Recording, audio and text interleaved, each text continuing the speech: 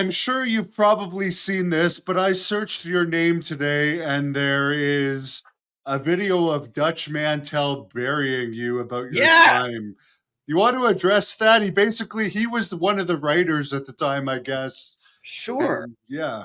Yeah, I saw that, and it kind of hurt my feelings, to be honest with you, because the gist of what he said was I wouldn't agree to do stuff, and I'm just like, that's kind of the opposite of how my run went. So when I was initially contacted, uh, Jeff Jarrett pitched. He was just like, I was like, hey, who do I manage? He's like, oh, you're just the bad guy.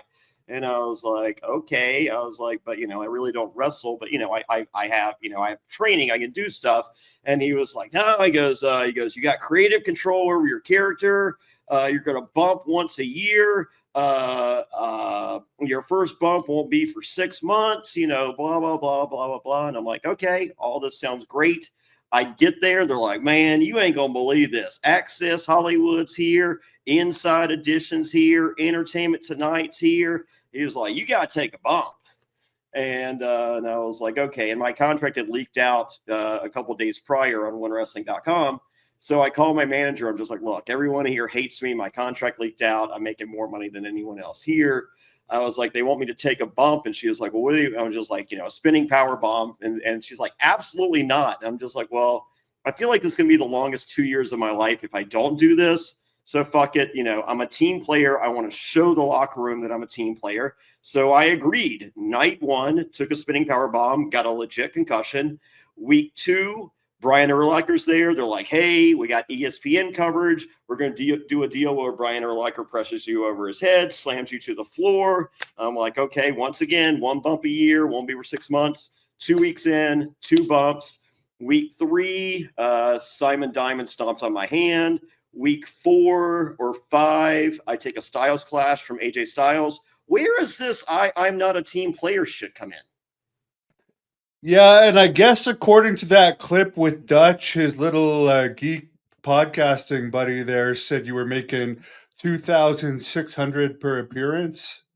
I don't think that is so. My contract was for 300,000 for 2 years, and I don't know how many. I mean, they sent me money even if I showed up or not, but I feel like that works out to like what 8,500 an appearance, which I still don't know what the maths on a return, but it wasn't for lack of enthusiasm and go alongingness that I brought to the table. Yeah, I mean, that seems like the typical attitude of some of those old school writers. Like he comes in with the attitude, you're a TV guy that doesn't want to be a wrestler, so we're not going to come up with anything good for you, and then we're going to blame it on you. But I mean, but none of that makes sense. Like, if I'm not a team player, then I shoot down the power bomb. I shoot down the press slam to the floor. I shoot down the Styles clap.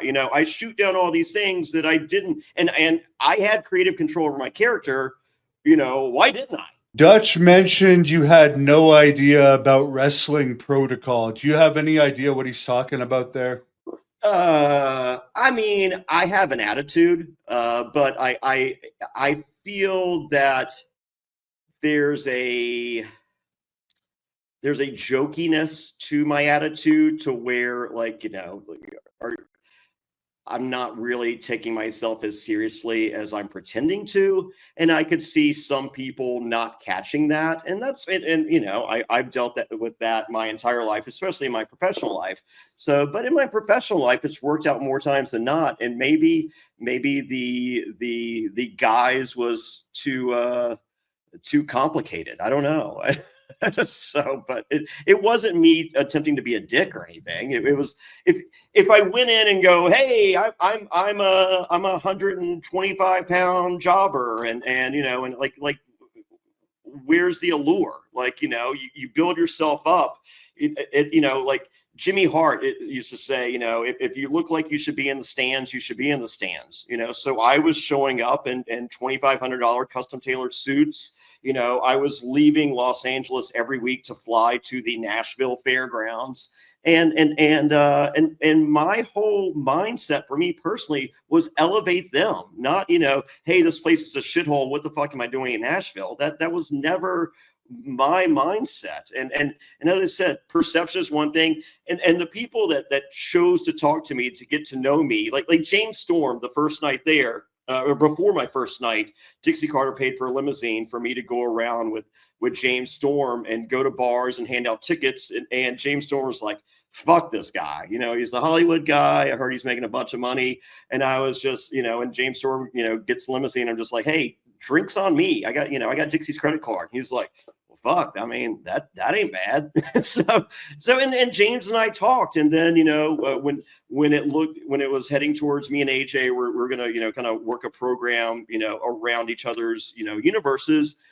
They had, I believe it was the cable, the NAPT thing or whatever, the cable thing in LA. They flew AJ out there to Los Angeles, and we hung out for a week and just talked, just psychologies and our wrestling beliefs. And I had some of the best conversations about professional wrestling that I've ever had. And AJ was just like, holy shit, like we see, he's like, personally, we are extremely different, but when it comes to wrestling, we have very similar mindsets.